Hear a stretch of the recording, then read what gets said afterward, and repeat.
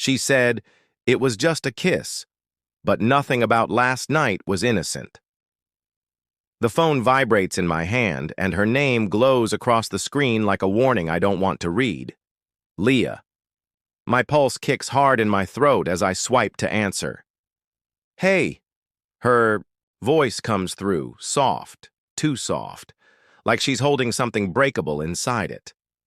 "Hi." Just that. One syllable, stretched thin over something heavy. Something's wrong. I hear it in the pause that follows, in the way her breath hitches like a secret caught between her teeth. "We need to talk." 4 words. That's all it takes to make the air feel like glass around me, fragile and dangerous. I press my forehead against the cool window, staring at the city lights smeared across the glass. My heart's hammering so hard, it hurts to breathe. "What is it, Leah?"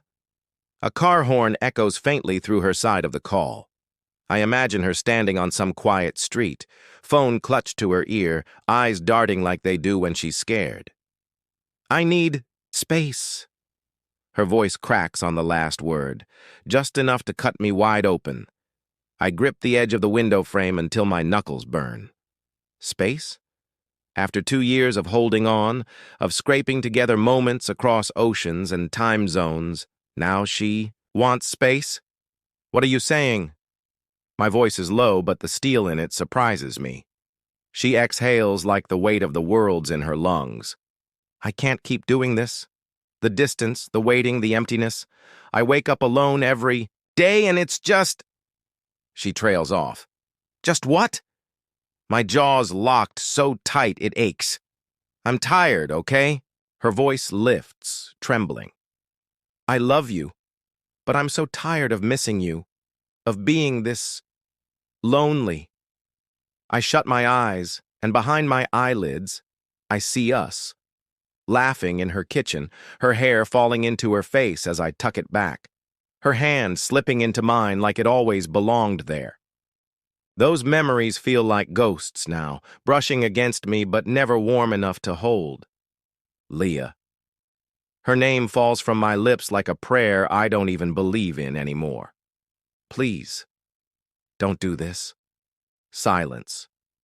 Then, so quiet, I almost miss it. Her voice, breaking on the words. "I kissed someone." The world stops. Just stops. The hum of traffic outside, the clock ticking on my wall, even the air in my lungs. It all goes still. I can't speak. Can't even think. The words echo inside my skull like a scream I can't shut out. "You... what?" My voice is barely a whisper, but it sounds jagged like glass scraping stone. "I'm sorry." She's crying now. I hear it in the way her breath stumbles, the way her words fracture. "I didn't mean for it to happen. I was feeling so low and he was—" "Who?" My voice cuts sharper than I mean it to. "My boss," she says, and it's like the floor gives out from under me. "It was just a kiss. I swear, nothing more." My hand drags down my face, nails biting into my skin, just to feel something real. Her boss. A man I've never met. A man who gets to stand where I can't. Look at her the way I ache to every day. And the worst part? I understand. That kills me more than anything. Because I know what loneliness does. I've felt it. The nights when her voice on the phone wasn't enough. When I would have given anything just to hold her.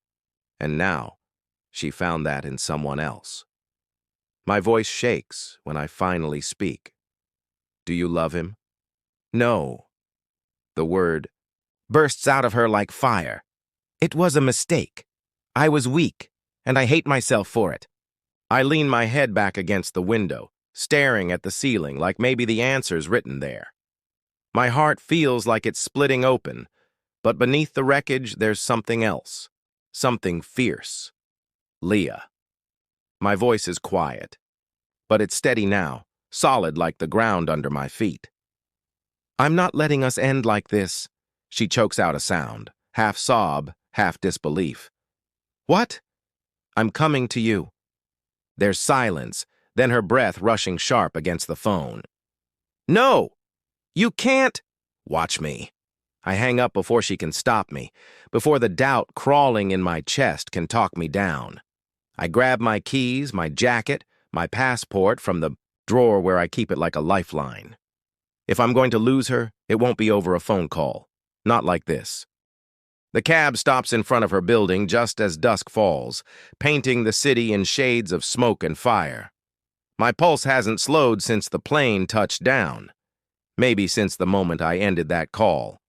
I stand on the sidewalk, staring up at the rows of windows like they're holding secrets I'm about to set on fire. My hands shake when I shove them into my pockets. I've imagined this moment 1,000 times, running to her, kissing her until the distance between us is nothing but a bad dream. But this, showing up after she confessed, after that kiss? This isn't how I pictured it. I take the stairs 2 at a time because the elevator feels too slow, too safe. My heart hammers so loud I almost don't hear my own footsteps. By the time I'm at her door, my breath's shallow, my chest tight, and every thought in my head is her name. I knock once, twice. The sound echoes down the hall, and for a second, I wonder if she'll even open the door. Then it swings open, and there she is, Leah.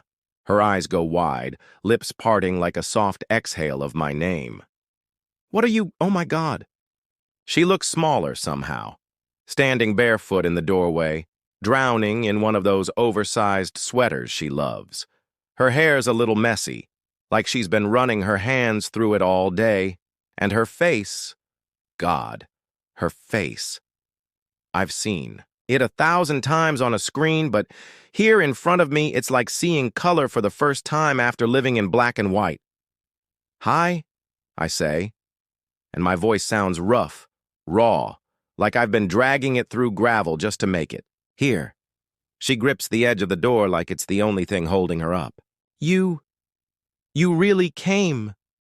"I told you I would." Her eyes flicker over me, and I see the storm in them. Shock, guilt, something that looks dangerously close to longing.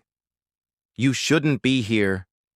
"Too late," I murmur, stepping closer, until I'm standing in the glow of her apartment light, close enough to breathe in her scent, warm and soft like vanilla and rain. She swallows hard, her fingers curling tight around the doorframe. This doesn't fix anything." "Maybe not." I lean against the frame, my voice dropping lower, softer, pulling her in without touching. "But I had to see you, look you in the eye and hear you tell me it's over. If that's what you really want." Her breath stumbles. For a heartbeat, she just stares at me like she's searching for something in my face.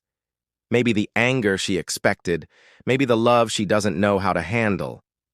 Then she steps aside. "Come in." The door clicks shut behind me, and suddenly, the air feels heavier, charged. Her apartment is quiet, dim except for the honeyed glow of a lamp in the corner. It smells like her, like the nights I've imagined 100 times, holding her close, her head tucked under my chin. She crosses her arms like a shield, standing near the couch but not sitting. I stay where I am, watching her like I'm afraid. She'll disappear if I blink. "You're insane," she whispers finally, shaking her head. "Flying here like this. I'm not insane." My voice is calm now, steady like it wasn't on that call. "I'm in love with you. There's a difference." Her eyes soften for half a second before the guilt comes rushing back, shadowing her face. Don't say that right now." "Why?" I take a slow step closer, then another, until there's barely a breath between us. "Because you think kissing him erased what we have?" Her throat works as she swallows, her voice barely there. "It wasn't just the kiss. It was what it meant." "And what did it mean?" I ask, my words low, coaxing, dangerous in the way they pull her closer without touching her. She looks up at me, eyes shimmering. "That I'm weak. That I couldn't handle missing you anymore." Her voice cracks. I wanted someone there.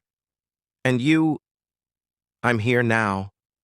The silence between us stretches, tight as a bowstring. I can feel her breath brush my chest, warm and uneven. My hands ache to touch her, but I keep them at my sides because one wrong move and this whole fragile thing shatters. Her gaze drops to my mouth for the briefest second, then back to my eyes like she didn't mean to let it slip. My heart slams, hard against my ribs. I lower my voice until it's just for her. Tell me you don't want me here. Look me in the eye and say it. She opens her mouth, but no sound comes out. Her lips tremble, her hands fisting in that oversized sweater like it might hold her together. I take one more step, close enough now that the heat of her skin reaches mine, close enough to see the wild flicker of her pulse at her throat. Then, she moves back, just a fraction, just enough.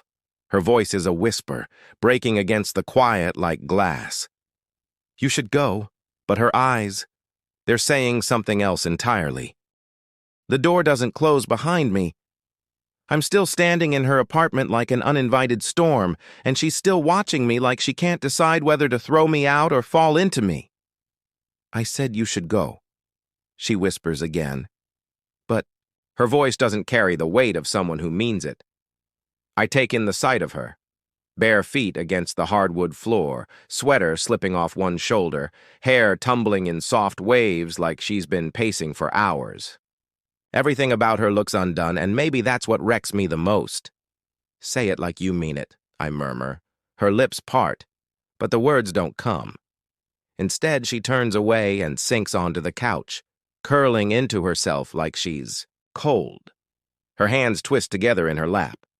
I follow slowly, the sound of my steps filling the silence. When I sit across from her, the space between us feels like a live wire, too short to ignore, too long to cross without consequences. For a moment, neither of us speaks. The only sound is the rain outside, tapping against the windows like a heartbeat. Finally, she lifts her gaze to mine, and her eyes look tired in a way I've never seen before. Why did you come? The question lands like a punch, but I don't flinch. Because I love you. Her breath catches, sharp and shaky. Don't say that now. I mean it now more than ever. My voice is low, steady, because it's the only truth I have left. Even after what you told me. Her eyes glisten like glass underwater. You should hate me. I can't. She lets out a broken laugh, one that sounds like it hurts. You don't know how hard it's been, how empty it feels waking up every day without you. I wanted to be strong, but I'm not. I lean forward, resting my elbows on my knees, my gaze locked on hers. So you kissed him. The words hang there, sharp and bare. Her throat works as she swallows. I thought if I let someone close, just for a moment, I'd stop feeling like I was drowning. Her voice cracks, and suddenly she's not just confessing. She's unraveling. But it didn't help. It just made me hate myself. I take a breath that feels like fire in my lungs. Then I do something reckless. I reach for her hand. She doesn't pull away. Her fingers are cold when they slip into mine, trembling like something fragile. I hold them gently, like if I squeeze too hard, she'll vanish. Leah, I whisper, and her name tastes like a promise on my tongue. You're not weak for wanting someone near. You're human, and God knows if I'd been in your place. I don't know what I would have done. Her eyes flicker to mine, wide and shining. And for a moment the world narrows to just this.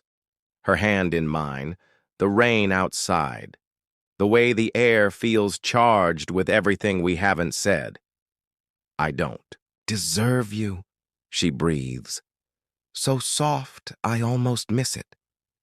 You deserve everything, I say, and the words feel like they're pulling out pieces of me I didn't know I had left. The silence stretches, warm and dangerous. Her fingers curl tighter around mine, and before I can think, I'm leaning closer. So is she. It happens slow, agonizingly slow. My heart pounds so loud I swear she can hear it. Her breath brushes my lips, sweet and unsteady. I feel the heat of her skin, the pull of her like gravity, and then our mouths touch. It's not a kiss. Not really. Just the barest brush of lips, a spark that feels like it could burn down everything in its path. She pulls back first, eyes wide, chest rising and falling like she's been running. Her voice falters. I can't. I search her face, desperate for something, anything that tells me she doesn't mean it. Leah, her eyes shimmer like the rain-streaked glass behind her. If we keep going, I don't know if I'll ever forgive myself. And then she's on her feet, backing away like the distance will save her from herself. I stay there, frozen, the ghost of her lips still on mine, my heart tearing in two, because now I know she still wants me, and she's still trying to run. I should leave. Every instinct says, walk out the door before this spirals into something we can't take back. But I can't. I sit there on her couch, staring at the empty space where she stood, listening to her footsteps retreat down the hall. My chest feels tight, like my ribs can't hold the weight of everything pressing inside me. When I finally move, it's not because I made a choice. It's because my body refuses to stay away from her. I find her in the bedroom, standing with her back to me. The soft glow of a bedside lamp paints her in gold, her silhouette trembling like a secret in the dark. Leah, I say, my voice low, unsteady in a way I've never heard before. She turns slowly, eyes wide, breath shallow. For a moment, neither of us speaks. The silence between us hums like electricity, like the air before a storm. You shouldn't be here, she whispers, again. Her voice breaks on the words, like even she doesn't believe them. Then tell me to leave, I say, stepping closer. She swallows hard, backing up until her legs brush the edge of the bed. Her hands grip the hem of her sweater like she's holding on to something solid. Don't do this. Don't what? My voice softens, dropping into something dangerous, something that feels like a confession all its own. Don't fight. For you? Don't remind you what this feels like? Her eyes flash, torn between anger and something that looks a lot like longing. It's not that simple. Yes, it is. Another step. Now I'm close enough to feel her breath ghost across my skin, close enough that the heat radiating from her feels like a pull I can't resist. Her gaze locks on mine, and for a moment, the whole world narrows to the space between us. Her pulse flutters at her throat, wild and frantic, and my own heart pounds in answer. I lift a hand, slow, giving her every chance to stop me, and let my fingertips brush her cheek. Her eyes flutter shut, and a soft sound escapes her lips, something between a sigh and a sob. God, I've missed this. Missed her. The warmth of her skin, the way she leans into my touch like she's been starving for it too. Why are you doing this to me? She whispers, her voice breaking like thin ice. Because I can't watch you slip away, I breathe back. Not when I know you still feel this. Her eyes open, meeting mine. And there's no hiding now. No walls, no distance. Just the truth, raw and naked between us. I hate myself for what I did, she says, tears glistening at the corners of her eyes. I hate that I hurt you. You think this is about hate? My thumb sweeps along her cheekbone, gentle. Leah, all I feel when I look at you is everything I've been missing. Everything I can't let go. Her lips part, trembling, and in that moment, something breaks. Not in anger, not in pain, but in surrender. She grabs my shirt, fists curling tight, and pulls me to her. The kiss crashes into me like a storm, fierce and desperate, tasting of tears and everything we've held back for too long. My hands find her waist, her back, pulling her in like I'm afraid she'll vanish if I let go. She melts against me, all soft curves and trembling breaths, and for a second, the world stops spinning. There's no distance, no mistakes, no one else. Just us. When we finally break apart, we're both breathing hard, foreheads pressed together, her fingers tangled in my shirt like she can't decide whether to hold on or push me away. This doesn't fix anything, she whispers, her voice shaking. No, I admit, my breath brushing her lips. But it's a start. Her eyes close, and a tear slips free, trailing down her cheek. I catch it with my thumb, and for the first time since I walked through her door, I feel her soften. Not in defeat, but in something that feels like hope and fear all tangled together. I don't know how to make this right, she says. So quiet, I almost don't hear it. Then let me help you, I murmur, and my voice is nothing but truth. Let me love you. Even when it's hard. Especially when it's hard. She presses her face into my chest, and I hold her, feeling the tremor of her breath against me, the pounding of her heart like a drum that matches my own. And I know, in this moment, that I'll do anything, to keep this from slipping away again, even if it breaks me. Morning light spills across the room in pale gold, soft and quiet, like it knows what happened here last night. I wake to the sound of rain still whispering against the windows, and for a moment I just lie there, listening, breathing, feeling the weight of her against me. Leah's curled against my chest, her breath warm and even, her fingers tangled in the fabric of my shirt like she never wanted to let go. Her hair brushes my jaw, and I close my eyes, memorizing the feel of her, the scent of her skin, the sound of her heart beating close to mine. It should feel like peace, but it doesn't. Not completely. Because as much as I want to stay here forever, I know the questions waiting when she opens her eyes. Questions neither of us can ignore. Her body shifts, a soft murmur slipping from her lips as she stirs.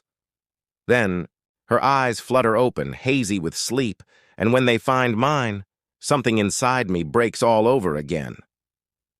"Hey," I whisper, brushing a strand of hair from her face. She blinks like she's not sure if this is real. Then her voice comes, small and trembling. "You stayed." Of course I did. For a heartbeat, silence stretches between us. The kind that feels heavy with words we've been too afraid to say. Finally, she sits up slowly, pulling the blanket around her like armor. Her gaze drops to her hands as they twist in her lap.